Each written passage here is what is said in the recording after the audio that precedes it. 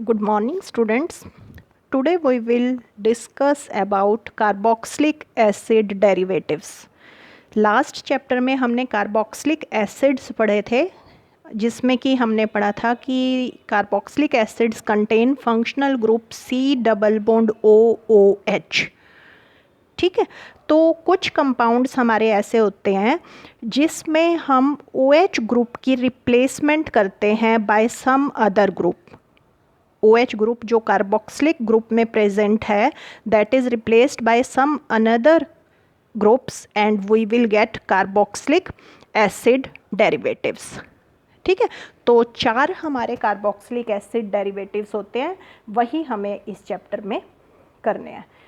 तो in general जैसे मैंने यहाँ लिखा है RC डबल बॉन्ड OZ। ठीक है, तो ये जेड हमारा OH होता था कार्बोक्सिलिक एसिड के अंदर। तो कार्बोक्सिलिक एसिड आपके होते हैं RC डबल बॉन्ड OOH।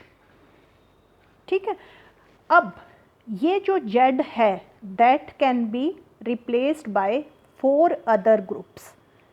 जैसे कि अगर ये जेड आपका क्लोरीन है, यानी कि हमने कार्बोक्सिलिक एसिड के OH की जगह हमने Cl लगा दिया, तो हमारा एसिड डेरिवेटिव हो जाता है RCOCl, जिसको हम बोलते हैं एसिड क्लोराइड। ठीक है, तो first acid derivative is acid chloride. Then this Z group can be OCOR।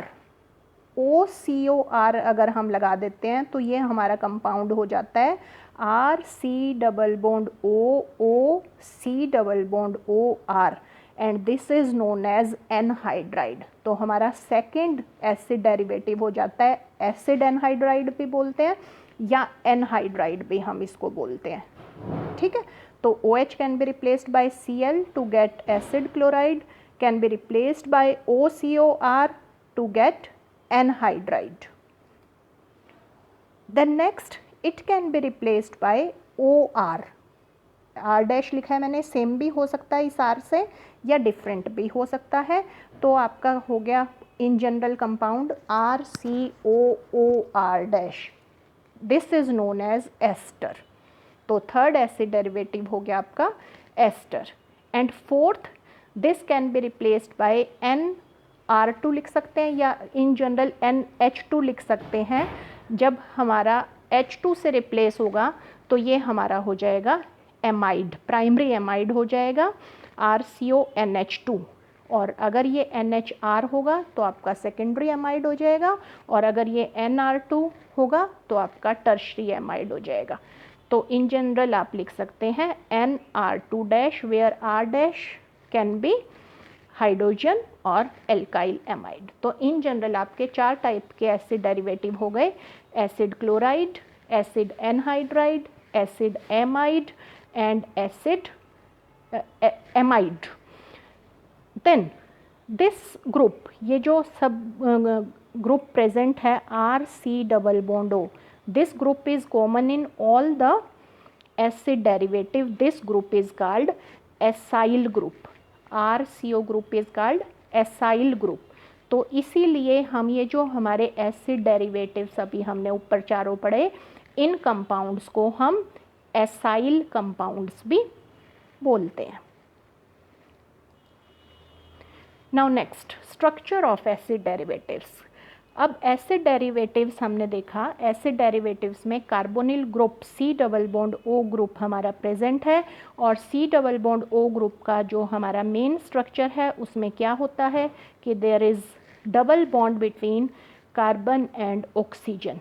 यानी कि दिस कार्बन, ये जो कार्बन है आपका, this carbon is sp2 hybridized. ये कार्बन आपका sp2 हाइब्रिडाइज्ड होगा। इस कार्बन की जो कन्फिग्रेशन है that will be sp2 hybridised.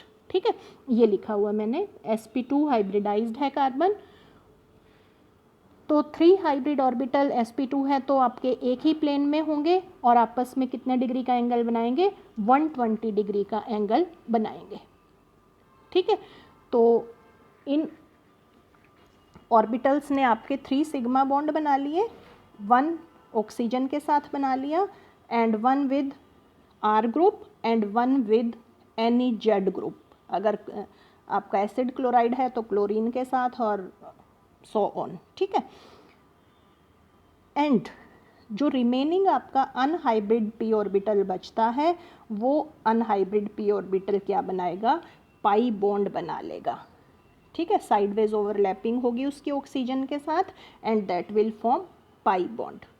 तो इन जनरल आपका इसका ट्राइगोनल स्ट्रक्चर होगा, ट्रायंगुलर स्ट्रक्चर 120 डिग्री के एंगल पे आपके प्रेजेंट होंगे, sp2 हाइब्रिडाइजेशन होगी और आपका जो है दैट इज़ ट्राइगोनल प्लेनर होगा, ठीक है, जिससे अनक्राउडेड आपकी पोजीशन रहेगी 120 डिग्री के एंगल होने की वजह से। अब इसके अंदर आप देख रहे हैं 2 ग्रुप प्रेजेंट हैं, कार्बन और ऑक्सीजन। कार्बन की इलेक्ट्रोनेगेटिविटी कम होती है, ऑक्सीजन की इलेक्ट्रोनेगेटिविटी ज़्यादा होती है, जिसकी वजह से आपका क्या होगा, carbon will acquire slight positive charge and oxygen will acquire slight negative charge, ठीक है। तो कार्बन के ऊपर पॉजिटिव चार्ज प्रेजेंट है, इसलिए this carbon will act as an electrophile. ये जो कार्बन है वो इलेक्ट्रोफिलिक कार्बन की तरह एक्ट करेगा, यानी कि ये कंपाउंड्स आपके न्यूक्लियोफिलिक सब्स्टिट्यूशन रिएक्शन शो करेंगे। न्यूक्लियोफाइल आपका यहाँ पे आके लग जाएगा इस कार्बन पर और आपके ये nucleophilic acyl substitution reaction show करेंगे। अब ये जो है RC डबल बॉन्ड OZ हमारा बना है, ये आपके डीलोकलाइज करते हैं इलेक्ट्रॉन डेंसिटी को, यानी कि यू कैन से आप इसके 3 रेजोनेटिंग स्ट्रक्चर्स बना सकते हैं, जैसे कि ये आपका है RC डबल बॉन्ड OZ। तो आप देख रहे हैं मैंने क्या किया है, कार्बन से ये जो डबल बॉन्ड O है ये पेयर यहाँ शिफ्ट किया है, जिसकी वजह से क्या होगा, आपका कार्बन पे तो आ गया प्लस चार्ज और ऑक्सीजन पे आ गया नेगेटिव चार्ज। अब ये जो जेड ग्रुप प्रेजेंट हैं इन एसिड डेरिवेटिव्स में, इन जेड ग्रुप के ऊपर आपके लोन पेयर प्रेजेंट होते हैं। तो जैसे ही कार्बन पर पॉजिटिव चार्ज आएगा ये लोन पेयर इधर मूव कर जाएगा, ये लोन पेयर जैसे ही इधर मूव किया, अब कार्बन का पॉजिटिव चार्ज ख़त्म हो जाएगा और कार्बन और इस जेड के बीच में आपका डबल बॉन्ड हो जाएगा और इस जेड पर आपका प्लस चार्ज आ जाएगा। और ये नेक्स्ट स्ट्रक्चर में मैंने इसका रेजोनेंस हाइब्रिड दिखाया है, जिसमें there can be double bond between carbon and oxygen और carbon and Z group, and oxygen के ऊपर आपके नेगेटिव चार्ज और कार्बन और इस जेड ग्रुप के ऊपर आपका पॉजिटिव चार्ज। तो ये रेजोनेंस हाइब्रिड है। तो मेन आपका ये जो थर्ड स्ट्रक्चर मैंने बनाया है, ये थर्ड स्ट्रक्चर आपका डिटरमाइन करता है इनकी रिएक्टिविटी को कह सकते हैं आप, स्टेबिलिटी को कह सकते हैं। अब ये जो जेड ग्रुप प्रेजेंट है, ये जेड ग्रुप जितना ज़्यादा बेसिक होगा, जितना ज़्यादा बेसिक होगा वो उतनी ही जल्दी आपके इलेक्ट्रॉन डोनेट करेगा, ठीक है। और जितना ज़्यादा इलेक्ट्रॉन डोनेट करेगा उतना ही रेजोनेटिंग स्ट्रक्चर आपका ज़्यादा स्टेबल होगा और you can say that will contribute more towards the resonance hybrid, ठीक है। जितना जेड की बेसिक नेचर ज़्यादा होगी उतना ही इलेक्ट्रॉन पेयर जल्दी डोनेशन होगी और उतना ही स्ट्रक्चर आपका ज़्यादा कंट्रीब्यूट करेगा टुवर्ड्स रेजोनेंस हाइब्रिड। तो देखिए क्या होता है आपका, ये आपके 4 ग्रुप हैं। एसिड क्लोराइड में आपका क्लोराइड आयन है, देन आपका एसिड एनहाइड्राइड में आपका RCOO नेगेटिव है, ये आपका OH है, ये OR डैश है, ये एसिड में प्रेजेंट है और ये एस्टर है आपका। तो इनकी लगभग जो बेसिसिटी होती है लगभग सेम होती है, थोड़ी सी आप कह सकते हो एस्टर की ज़्यादा, और then you can say this is your amide, ठीक है। तो ये जो 4 ग्रुप हमारे प्रेजेंट हैं इसमें से क्लोराइड आयन आपका वीकेस्ट बेस होता है, ठीक है। जब हम इस तरफ मूव कर रहे हैं तो बेसिसिटी आपकी इंक्रीज हो रही है, क्लोराइड सबसे वीक बेस है, देन आपका एनहाइड्राइड वाला, देन आपका एस्टर वाला एंड देन एमाइड। तो जितना बेस वीक होता है जितना वीक होता है बेस वो उतना ही अच्छा लिविंग ग्रुप होता है। ठीक है, जितना बेटर बेसिक जितना वीक बेस होगा उतना ही लिविंग ग्रुप वो बेटर होगा। तो लिविंग ग्रुप की अब आपकी क्या ऑर्डर हो जाएगा, आपका क्लोराइड आयन सबसे बेस्ट लिविंग ग्रुप होगा, देन आपका आ जाएगा RCOO नेगेटिव, देन आपका आ जाएगा कोक्साइड आयन एंड देन आपका आ जाएगा NH2 नेगेटिव आयन। ठीक है, अब जितना बेटर लिविंग ग्रुप होगा मीन्स वो उतना ही ईजिली आपका रिमूव हो सकता है।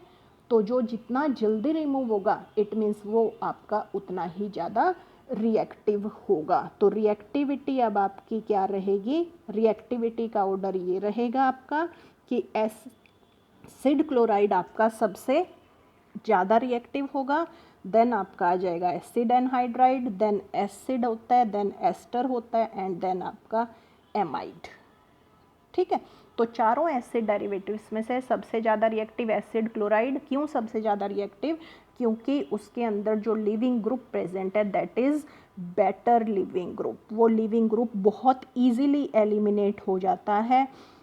तो इसीलिए RCOCl आपका सबसे ज़्यादा रिएक्टिव एंड RCONH2 यानी एमाइड आपका सबसे कम रिएक्टिव। क्यों, क्योंकि एमाइड में NH2 नेगेटिव ग्रुप प्रेजेंट है जो कि स्ट्रॉन्गेस्ट बेस है, स्ट्रॉन्गेस्ट बेस है तो लिविंग ग्रुप जो है वो पुअर होगा, और लिविंग ग्रुप पुअर होगा तो आपकी रिएक्टिविटी भी उसकी कम हो जाएगी। राइट, देन ये देखो मैंने अब लिविंग ग्रुप की फॉर्म में दिखाया, आपको तीनों ट्रेंड दिखा दिए हैं। पहले मैंने ऊपर बेसिसिटी की फॉर्म में दिखाया था, this is increasing leaving group capacity, ये आपकी इंक्रीजिंग लिविंग ग्रुप कैपेसिटी है। ये आपका जो है पुअर लिविंग ग्रुप है, ये आपका बेस्ट लिविंग ग्रुप है। ठीक है, ये आपका बेस्ट लिविंग ग्रुप है, ये आपका पुअर लिविंग ग्रुप होगा। क्यों पुअर लिविंग ग्रुप होगा, अभी हमने पढ़ा क्योंकि ये स्ट्रॉन्गेस्ट बेस था। ठीक है, और ये बेस्ट लिविंग ग्रुप है तो इसीलिए ये आपका क्या हो जाएगा, मोस्ट रिएक्टिव हो जाएगा। ये आपका पुअर लिविंग ग्रुप है NH2 नेगेटिव ग्रुप, इसलिए जो एमाइड्स हैं आपके वो आपके लिस्ट रिएक्टिव हो जाएंगे। ठीक है, तो आपने याद रखना है जितना वीक बेस उतना ही बेस्ट लिविंग ग्रुप, और जितना बेस्ट लिविंग ग्रुप होगा रिएक्टिविटी आपकी उतनी ही ज़्यादा होगी। अब वही चीज़ मैं दोबारा रिपीट कर रही हूँ, अब बेसिसिटी ऑफ जेड हमारी क्या डिटरमाइन कर रही है, बेसिसिटी ऑफ जेड हमारी स्टेबिलिटी को भी डिटरमाइन कर रही है। ऊपर मैंने रिएक्टिविटी की फॉर्म में बताया है, रिएक्टिव क्या होता है, जो चीज़ अब जितनी ज़्यादा रिएक्टिव होती है वो चीज़ अब उतनी ही आपकी कम स्टेबल होगी।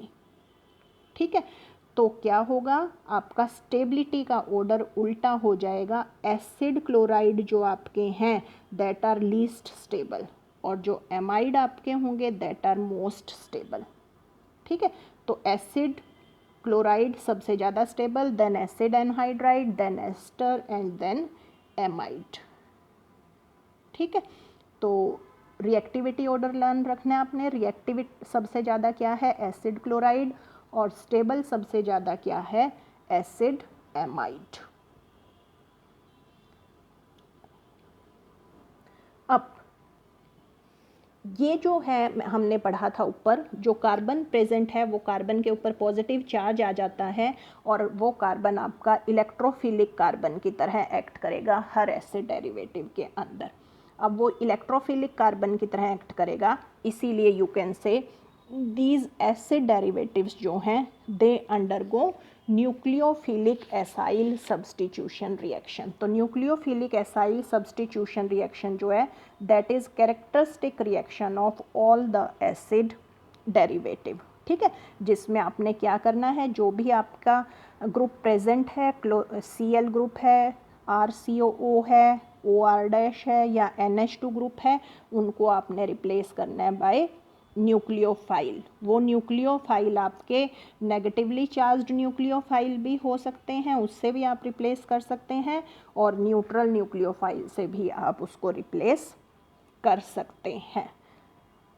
राइट, तो क्या होगा, देखो क्या है, ये हमारा एसिड डेरिवेटिव था RCOZ, तो ये Z ग्रुप आपको रिप्लेस करना है by nucleophile, negatively charged nucleophile भी ले सकते हो आप ऊपर, और ये आपका न्यूट्रल न्यूक्लियोफाइल है। This Z group is replaced by nucleophile, तो this is nucleophilic substitution reaction. ठीक है, क्योंकि हमने न्यूक्लियोफाइल से अटैक किया है और उस न्यूक्लियोफाइल ने कहाँ अटैक किया है, उसने इलेक्ट्रोफिलिक कार्बन पे अटैक किया है।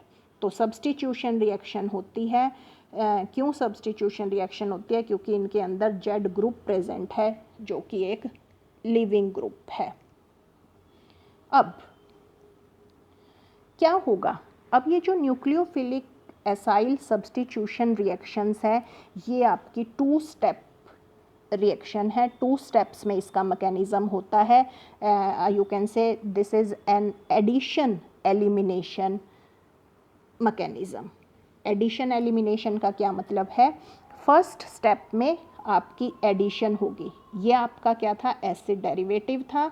इस एसिड डेरिवेटिव पे आपका क्या होगा?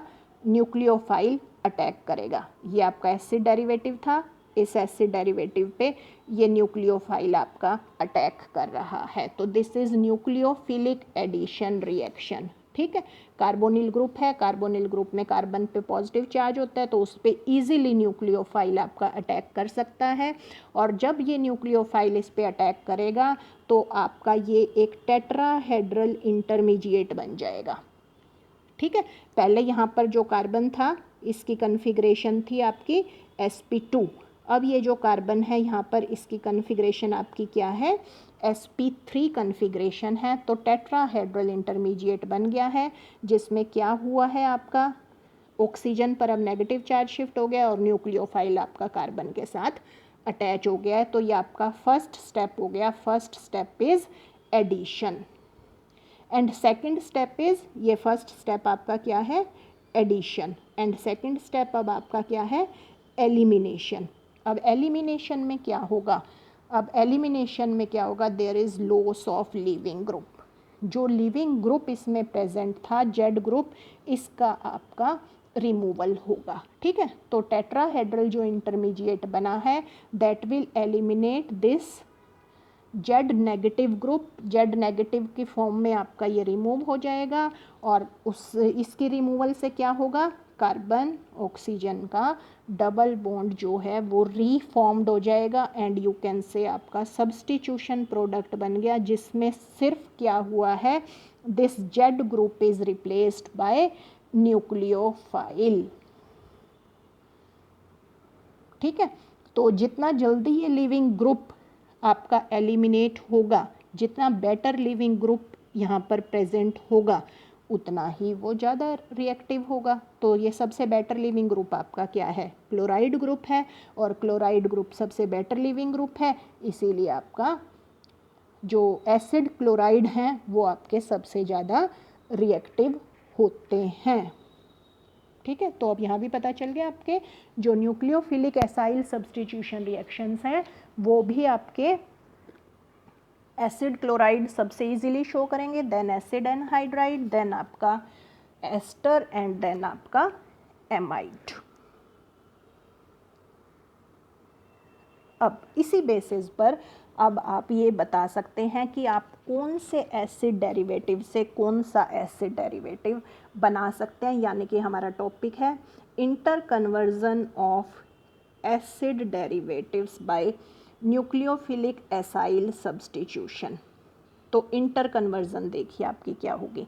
अब क्या है कि क्योंकि अभी हमने देखा सारे जो आपके चारों एसिड डेरिवेटिव्स हैं उन वो रिएक्टिविटी उनकी डिफरेंट है towards nucleophilic acyl substitution reaction. ठीक है, तो क्या होता है? It is possible to convert a more reactive acid derivative into a less reactive one. आप मोर रिएक्टिव एसिड डेरिवेटिव से लेस रिएक्टिव बना सकते हैं, आप लेस रिएक्टिव से मोर रिएक्टिव नहीं बना सकते। ठीक है, तो आपका देखो क्या था, आपका एसिड क्लोराइड जो है वो सबसे ज़्यादा रिएक्टिव होता है, तो एसिड क्लोराइड से आप एनहाइड्राइड भी बना सकते हैं, आप एस्टर भी बना सकते हैं और आप एमाइड भी बना सकते हैं। ठीक है, देन आप आ जाओ एसिड एनहाइड्राइड पे। एसिड एनहाइड्राइड से आप एस्टर बना सकते हैं और आप एमाइड बना सकते हैं। एसिड एनहाइड्राइड से आप एसिड क्लोराइड नहीं बना सकते। देन आप आ जाओ एस्टर पे। एस्टर से आप सिर्फ एमाइड बना सकते हो। एस्टर से आप एसिड क्लोराइड और एसिड एनहाइड्राइड जो है नहीं बना सकते। ठीक है, तो एमाइड आपका लीस्ट रिएक्टिव है। एमाइड से आप इन तीनों में से, ये जो एमाइड है, एमाइड से आप ना ही एसिड क्लोराइड बना सकते हो, ना ही एसिड एनहाइड्राइड बना सकते हो और ना ही आप एस्टर बना सकते हो। मीन्स एमाइड जो है लीस्ट रिएक्टिव है, that cannot be converted into ester, anhydride और एसिड क्लोराइड। ठीक है, तो इंटर कन्वर्जन का आपका यही रूल होता है कि you can convert most reactive into least reactive. तो एसिड क्लोराइड से तीनों चीज़ें बना सकते हो, एनहाइड्राइड से एस्टर और एमाइड बना सकते हो, एस्टर से सिर्फ एमाइड बना सकते हो, एमाइड से आप और कुछ भी नहीं बना सकते। ठीक है, तो this was all about your carboxylic acid derivative general lecture हमने किया, जिसमें हमने उसकी रिएक्टिविटी, स्टेबिलिटी और न्यूक्लियोफिलिक एसाइल सब्स्टिट्यूशन रिएक्शन और interconversion of acid derivatives by nucleophilic acyl substitution, ये सारा हमने कवर किया। नेक्स्ट वीडियो लेक्चर में हम अपने सारे एसिड डेरिवेटिव्स को बारी बारी से कवर करेंगे। चारों एसिड डेरिवेटिव्स करने हैं हमें। तो thanks for watching the video. Thank you.